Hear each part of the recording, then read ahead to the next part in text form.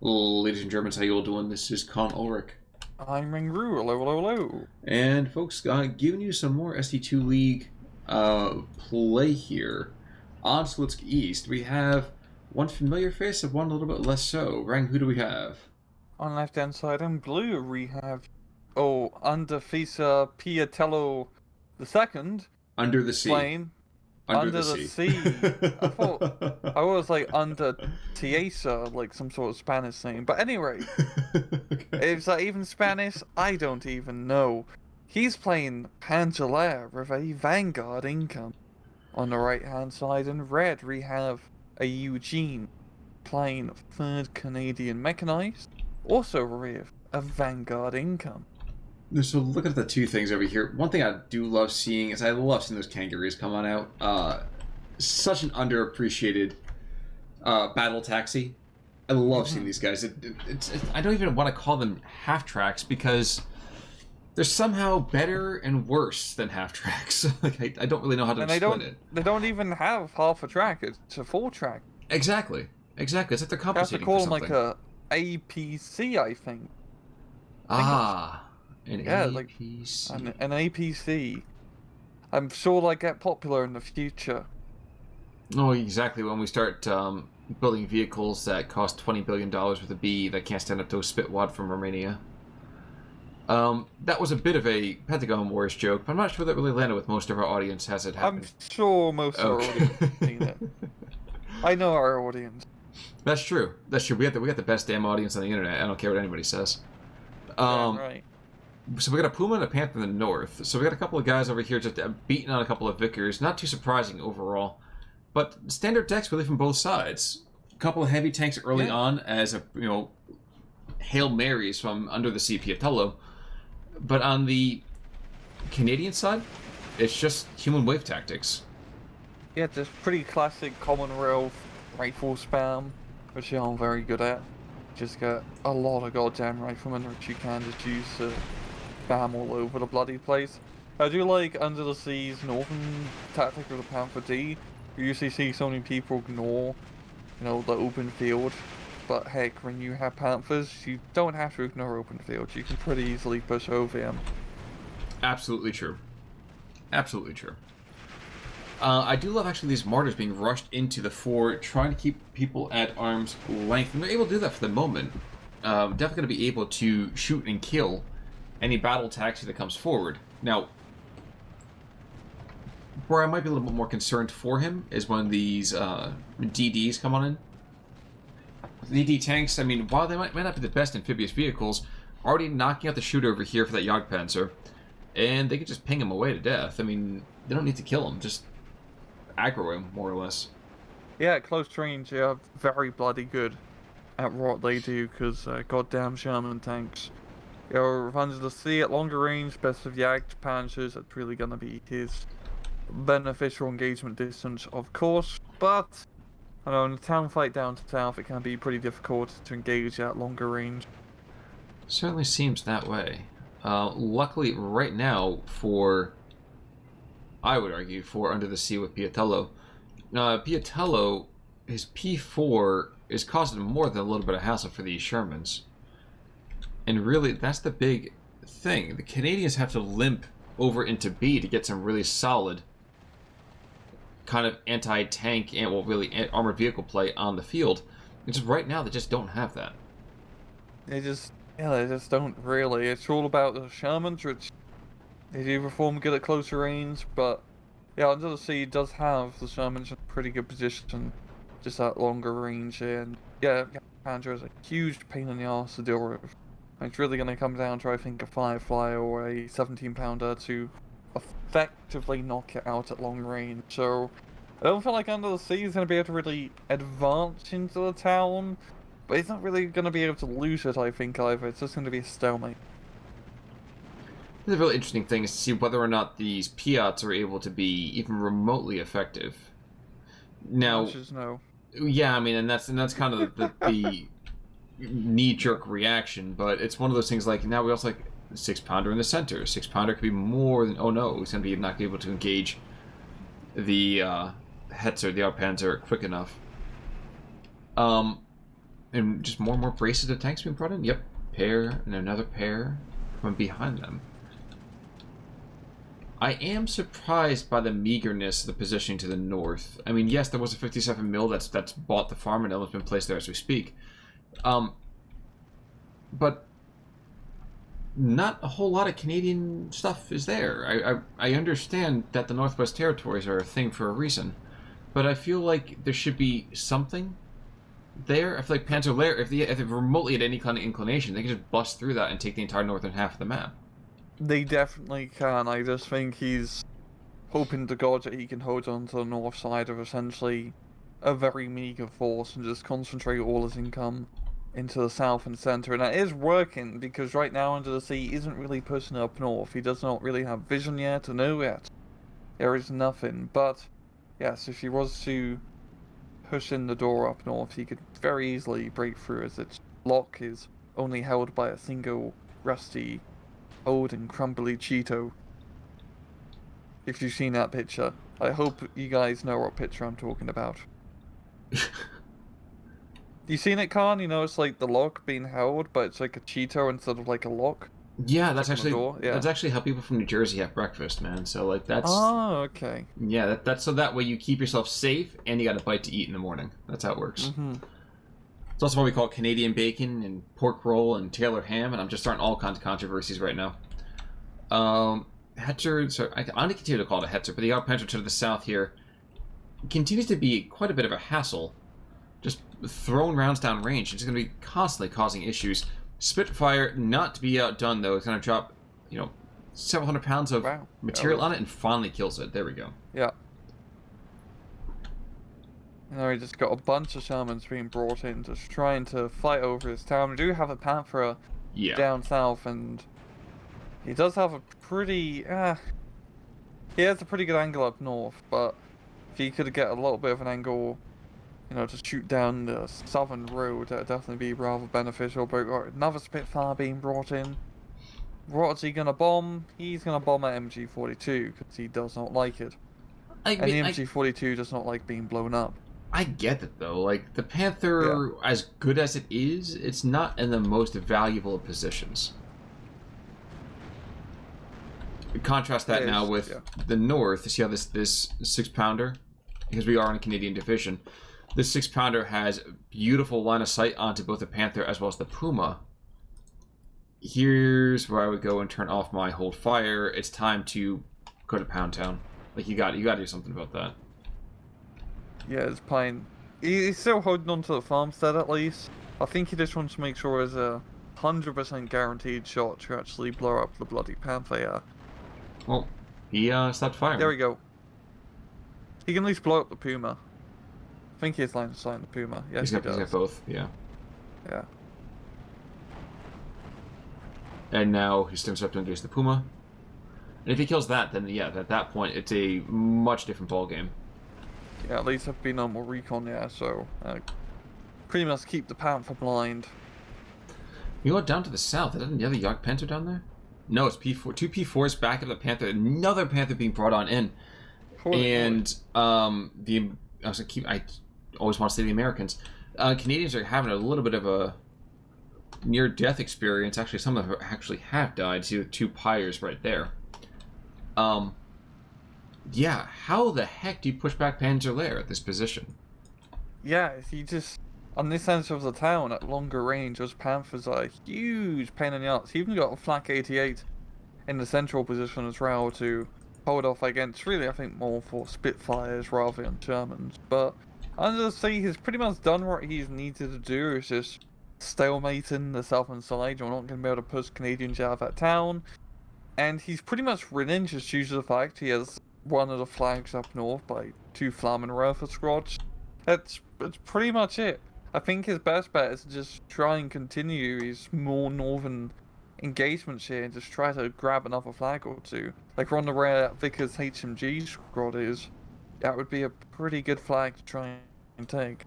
So I think the Panther just went down to the south, which there's been such swinging material. I mean, there's another Panther already there, which is both terrifying and impressive at the same time. But it feels like the second that one armored vehicle gets any kind of remote victory, there's always something that's just to knock him right back down a peg. Yeah.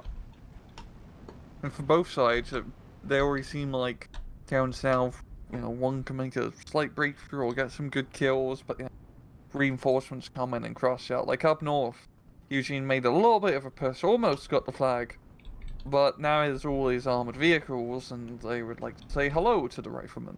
And the problem with the rifle spam, of course, is some of them do have Piatelo now, which is nice, but for the most part, don't really have the anti-tank. So even just, Pumas and Martyrs are going to be a huge pain in the ass, because you cannot push into them if they're there. You need to blow them up first.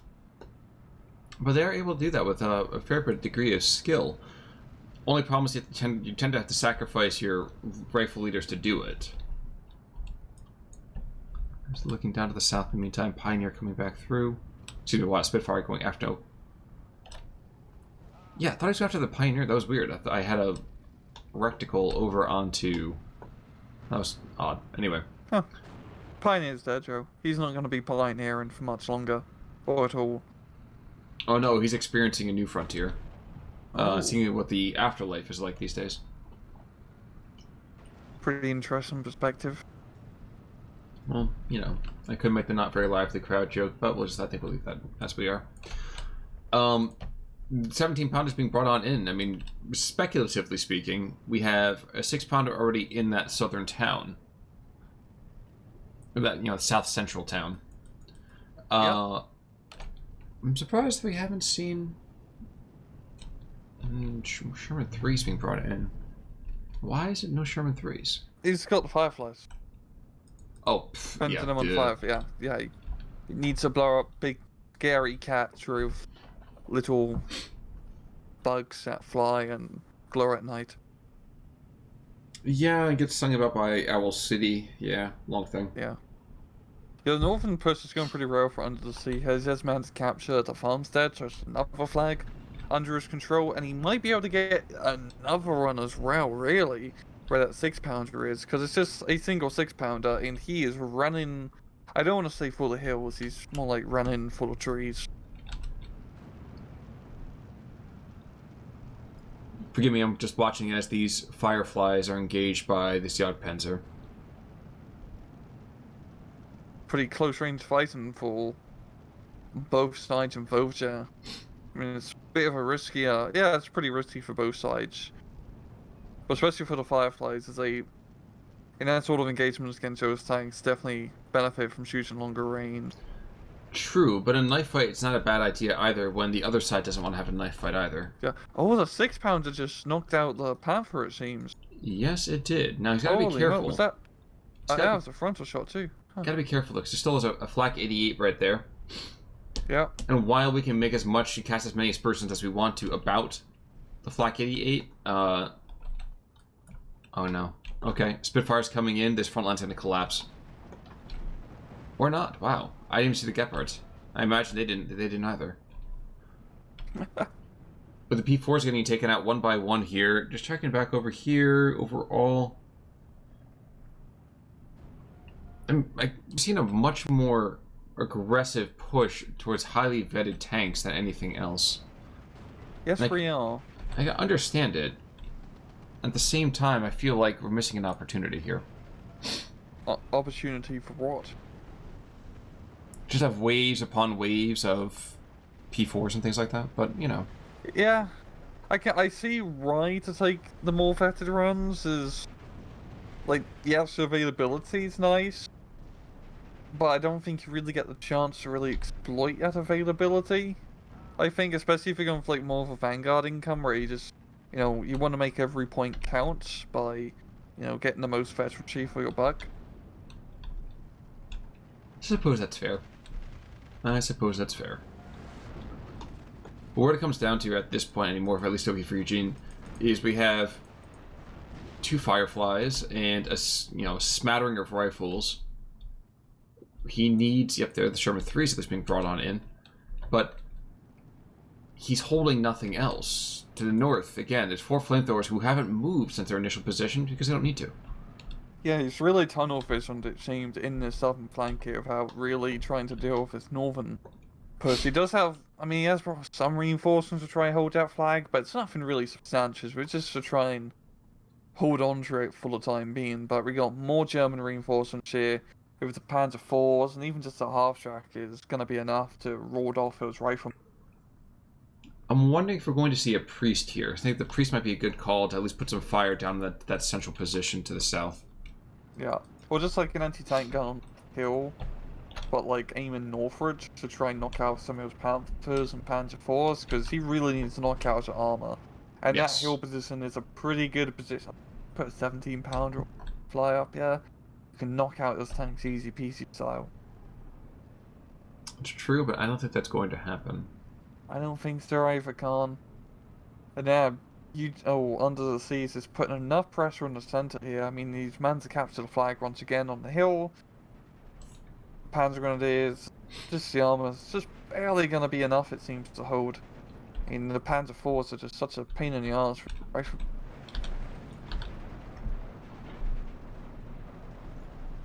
Kind of surprising when all is said and done. I know rifle squads are not meant to be super beefy assault units. I get the fact that they're supposed to be there to kind of just hold the line to other stuff to kind of come through. And that's really always been the great failing of the 3rd Canadian, is that they're just too nice. You need to have some other, like, really herky-jerky kind of stuff going on here. Yeah. Everyone needs assault rifles. Exactly. You got to get more Second Amendment-y here. Like, you got to do something more aggressive. And it's just, that's not a 3rd Canadian play, and Panzer Lehr's got an awful lot of teeth. That's true. I think it's really just coming down to the tank engagement more than anything. I mean, seen down south, the Firefly has gone down, Both and the have. second one as well, and he only lost one mortar, so that is a very worthwhile trade here. And yeah, I feel like YueJin just got way too tunnel visioned, and even though this town side is pretty lucrative to push, especially as such an infantry spammy division such as 3rd Canadians, there's still too much open ground to really contest it, because when it's Flak 88 and Panther Ds, your 3rd Canadian armor can only do so much, but you're also seeing a Ram too. Such a rare shite to see anymore, as it's no longer a proper tank, but only a command tank, but such a funky looking vehicle. I just love how it looks, so this is also national bias speaking here, guys, so take it out of a grain of salt. A national bias. I've never heard that before happen in one of these casts. I know, How would you right? ever think that a caster could have any kind of preference for one way or the other? Oh, yeah. We only hope one day you might see the light. I know. Spitfires going in after these MG42s. I'm not sure I understand even the target selection for this either. And he's got to know at this point that there's so much ground fire down there that this doesn't... Curious decision. Yeah. Definitely been more useful if he started bombing things up north, as it's a little less heavy up here in the anti-air department. Well, forgive me, as there's a Panther down here to the south, and I don't know... Is he going to hold down position? Interesting. Alright. It still can be seen, though, so... This is interesting. Very interesting indeed. 6-pound will fire an array, the Firefly is trying to get into a position. But the Panther is going to back off, which is definitely a smart move. Oh no, he's going to engage now. And try and knocks out the 6-pounder. Something knocks it out. There's MG42. Yeah.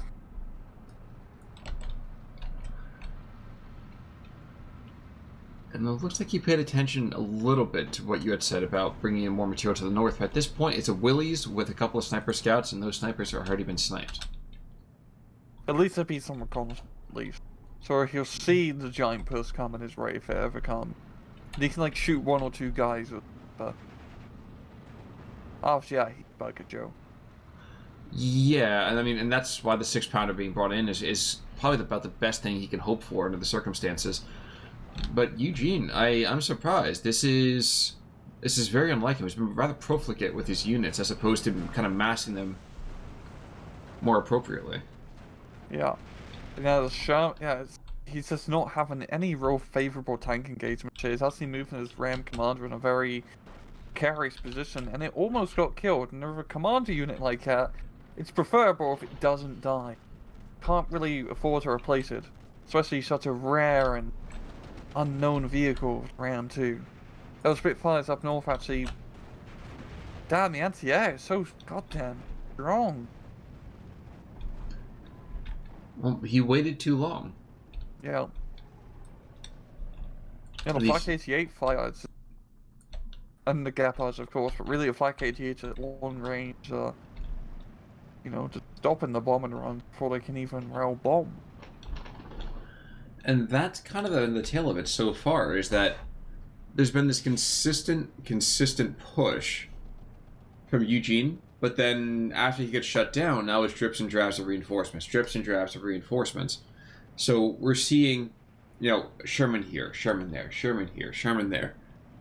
But you got... Sherman's bloody everywhere. Exactly. But you got to be able to deploy them in larger numbers. As right now we're seeing P4s being brought in, Martyr 3s, like, you know, say what you want to, but the Martyr is an effective anti-tank platform. Yeah, and then it's dangerous to use at close range, but it can pay off because it will be able to pretty much knock out any tank at close range of its high-powered gun. And for only, 50 points, it's decently cost-effective. I still think, Sherman's only 15 points more, but it's not bad. And at longer range, it do pretty good. But yeah, it's just coming down to the tank engagement, all things considered. And under the sea, he just has more and better armor on the field. I do think at the same time, too, that YueJin has just not been playing the artillery game strong enough. Yes, I'm aware of the fact that he's got OP material, basically. Mm-hmm. Dump one of those Shermans, though. Bring in that Priest 105 that he's got. He's got a pair of them. Jagdpanzer does go down here in the south in those trees, but the Firefly follows him very quickly into death. And that's kind of been consistently what's been going on. Like, you've got to be able to suppress material. And now he's down 16-8. Like, good luck coming back from this. Yeah, it's just the northern side just collapsed because he has nothing here at all, which is not ideal in the slightest. Like, I also think just the complete abandonment of north is really screwed him over. I definitely could have used a fly or two, or a 17-pounder here or there to blow stuff up. I agree. Because it's been completely...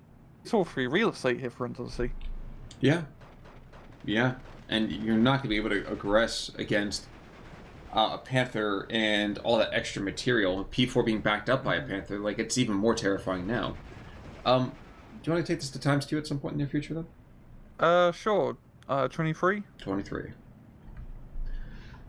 So we're not saying that the writing's on the wall here, guys, but it does look like the Fat Lady is certainly kind of warming up for her aria.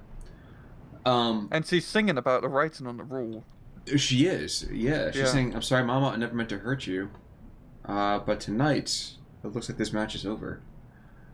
So Panzer Lehr, we decry them sometimes as having such a very hit or miss kind of play that in the first 10 minutes, you either have to win some devastating victory, or you have to just avoid the most minor of losses. And shockingly enough, I was surprised to see early investment into Panthers actually pay off. Yeah, this is a map where definitely that heavy tank advantage does work out because there's so much open field. And early on, I mean, YueJin didn't really have any heavy anti-tank to deal with him. And he played the northern side retreat, or you see people forget, and it's nice to see someone exploit it so efficiently and easily. At the same time, YueJin completely ignored it, which did not help at all. But yeah, they have like good armor, and I do like seeing the use of the martyrs. They're good, armor addition. Same with the Jagdpanzers too, are pretty decent armored force. They are certainly armor adjacent, I will grant you that. But YueJin got almost played... like a Panzer division. Exactly. I mean, he got played like a fish. Like, I'm not sure I can make it any clearer than that. And there we go. We're gonna have a tap out over here, 25-43. And I'm actually even surprised to see the KD was that close. It felt much more devastating from the other direction. I feel like he got like some pretty good Panther kills. And that might be the case, you're right. Definitely buff it up. Yeah, it's 110 by comparison. A couple of guys here and there, but not really anything too impressive. Yeah. But yeah, Bartel, 4 kills. Werner, 4 kills. And wait, 3 Sherman DDs and a Firefly. So that's the kind of material they got to be doing. Mm-hmm. Jagdpanzer, another 4 kills. And again, three Shermans? Yep, 3 Shermans and a Firefly. So, the funny thing, and I guess this is kind of the lesson to take away from this particular match, is that Martyrs are excellent in close range kind of ambush positions. Yes, they work even better at range, but if someone gets super close on you and aggresses hardcore, you can free up some of your heavy tanks for other deployment, which I think is exactly what Piatelo did here. Yeah. And let your opponent come to you. I think it was extremely well done. Yeah. It's also... I know 3rd Canadian is... I find to be a weird division. A lot of people do say it's a very competitive and one of the best divisions in the game because you have great infantry spam and German spam, of course. But it's hard in the same time because your infantry just really don't have AT. It can be very difficult. And as we see, he really needed more anti-tank in the town. He did have rifle Piach, of course, but he just couldn't use them effectively enough. Get those kills. Regrettably, he was not able to do so. But you know what? We all have bad games. So, YueJin, better luck next time with this one. Honestly, under TC, really well done, sir. Panzer Lehr play was just delicious on this map. So, really, really well done. Yep. But alright, folks, as always, we're looking forward to bringing you some more excellent SD2 action in the coming weeks. And I suppose, until next time, I'm Con Ulrich. I'm Renru. Take it easy.